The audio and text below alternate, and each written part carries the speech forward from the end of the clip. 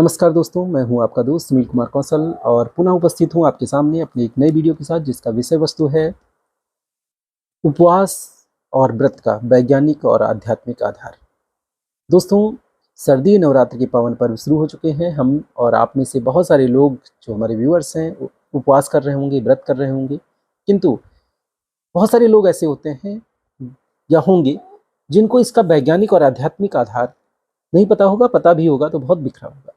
इस वीडियो में हम लोग जानने की कोशिश करेंगे कि जो आप उपवास कर रहे हैं उसका एक प्योर साइंटिफिक रीज़न है, और पूरा वीडियो ख़त्म होने के बाद आप उसके जो आध्यात्मिक कारण हैं उसको भी समझ पाएंगे। ये मेरे अपने व्यूज़ हैं, इससे सहमत और असहमत आप इसको सुनने के बाद हो सकते हैं। पहले वैज्ञानिक रीज़न पे आते हैं।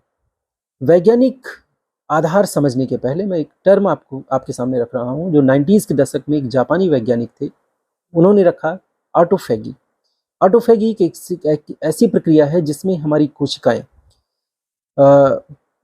अपने कोशिका में विद्यमान ऐसे सभी हानिकारक पदार्थ, मृत कोशिकाएं इत्यादि को स्वतः ही विनष्ट कर देती हैं, खा जाती हैं। एक तरह से चुन चुन कर खा जाऊंगा इस टाइप का खा जाती हैं, जो उनके लिए यूज़फुल नहीं है, चाहे वो डेड सेल हों, चाहे वो प्री मैच्योर एजिंग वाले सेल हों।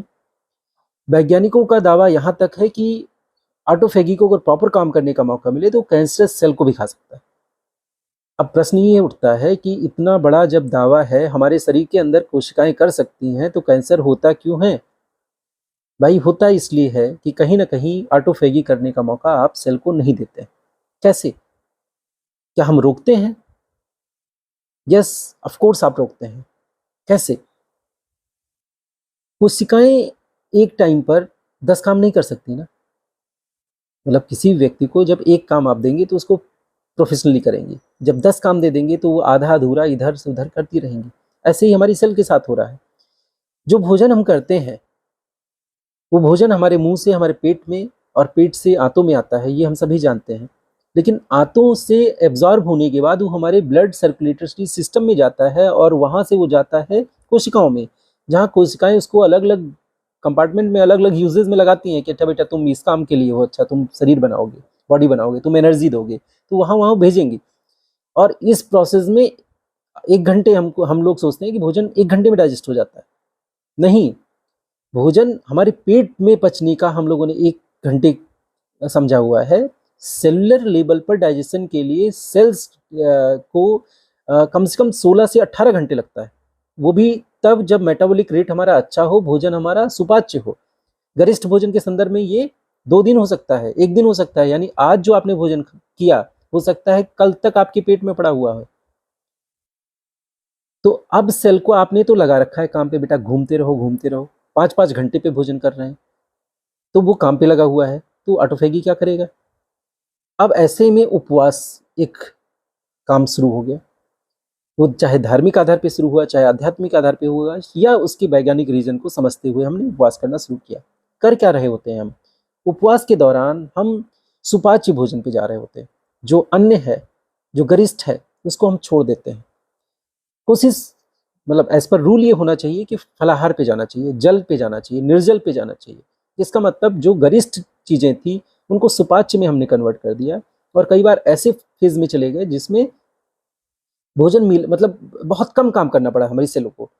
अब सेल फ्री है तो सेल क्या करेंगी? ऑटोफैगी पर आ जाएंगी। इसका मतलब आप समझ गए होंगे कि उपवास के प्रोसेस से हम शरीर में ऑटोफैगी की प्रोसेस को बढ़ा सकते हैं, और हमारे सेल्स में, हमारे शरीर के अंदर जो इम्प्योरिटीज़ हैं उनको मतलब डिटॉक्सिफाई कर सकते हैं सेलुलर लेवल पर, अगर हम उपवास के नियमों को प्रॉपरली फॉलो करें।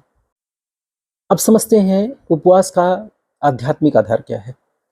पूरे ब्रह्मांड में संपूर्ण पदार्थ 5 तत्वों से मिलकर बना हुआ है, हम सभी जानते हैं। छित जल पावक गगन समीरा। अब इसमें इन 5 तत्वों के संयोग से जितने भी ब्रह्मांड में पदार्थ हैं, अगर सब में एक ही तत्व है तो आखिरकार उनका नेचर अलग क्यों है? आप पाएंगे कि उनमें इन 5 तत्वों का कंपोजिशन अलग है, इसलिए उनका नेचर अलग है।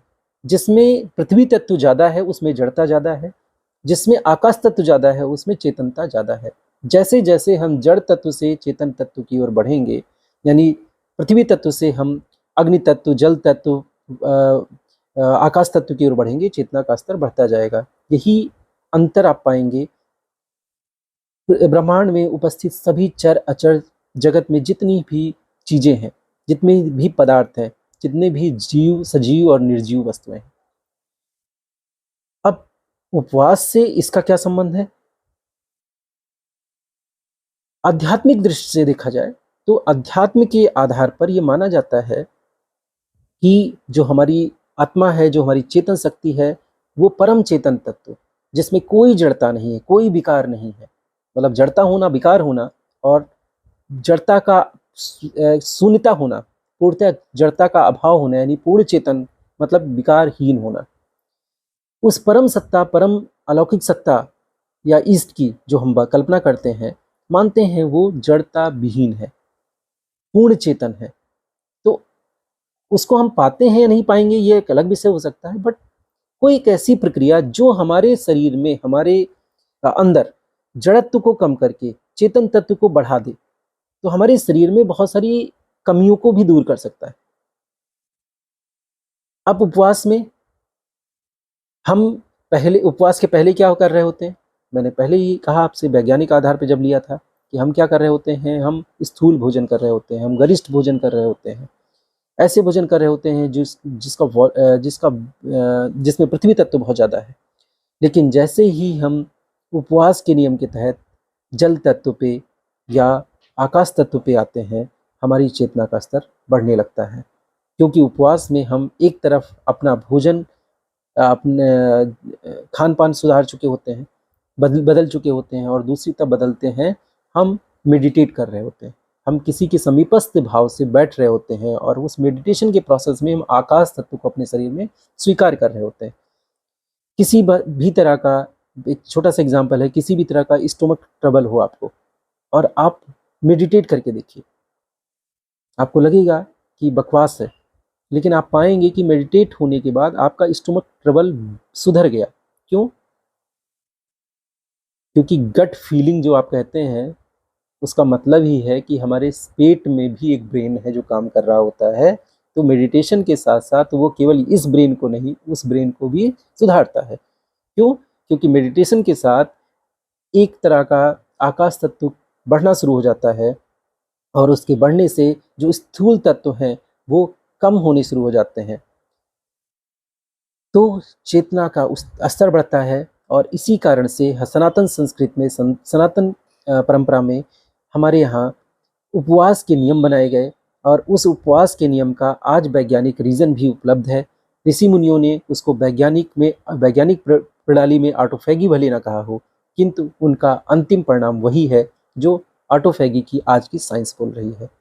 तो आप सबसे उम्मीद करते हुए कि उपवास के नियमों को फॉलो करेंगे, ऐसा नहीं कि उपवास कर रहे हैं ऑटोफैगी के लिए, सेलुलर डिटॉक्सिफिकेशन के लिए, जानते हुए, लेकिन हम अपने आहार में गरिष्ठ भोजन को लेकर के, बड़े बड़े कट्टू के आटे और फलाने धमाके को लेकर के थाली भर के खा रहे हों, पेट भर के खाना खा के फिर सो रहे हों, तो निश्चित रूप से ये जो वैज्ञानिक जो फ़ायदा है या जो आध्यात्मिक फ़ायदा है वो मिलने से रहा।